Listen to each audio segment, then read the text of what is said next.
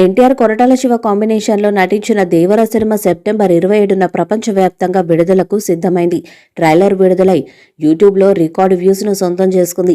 ఈ cinema censor ఫార్మాలిటీస్ని కూడా పూర్తి చేసుకుంది. ఈ చిత్రానికి యూఏ సర్టిఫికేట్ ఇచ్చారు.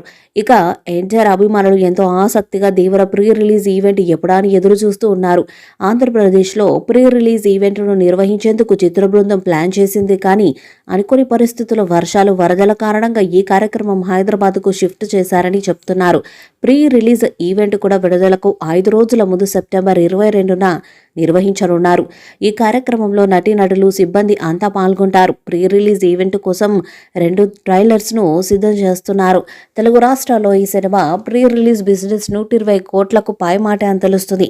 భారీ హైప్తో వస్తున్న దేవర ఈ టార్గెట్ను సులువుగా తాకేస్తుందని అంటున్నారు. పాజిటివ్ టాక్ ఉంటే ఇక బాక్స్ ఆఫీస్ వద్ద సునామీ అని అంటున్నారు.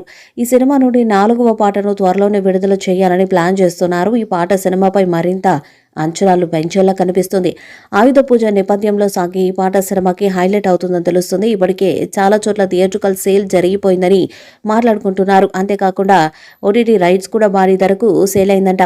ఇకపోతే తెలుగులో తారక్ మూవీకి ఊహించని బిజినెస్ జరిగిందని సమాచారం. ఆంధ్రలో 55 కోట్లకు, నైజాంలో 42 కోట్లకు, సీడెడ్లో 20 కోట్లకు దేవర థియేట్రికల్ రైట్స్ సేల్ అయ్యాయని ఇండస్ట్రీ నుంచి టాక్ వినిపిస్తుంది.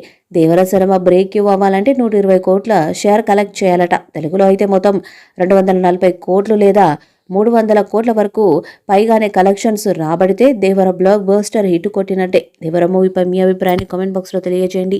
ఈ వీడియో మీకు నచ్చితే లైక్ చేయండి, షేర్ చేయండి, కామెంట్ చేయండి. మరిన్ని అప్డేట్స్ కోసం మన ఛానల్ని సబ్స్క్రైబ్ చేయండి.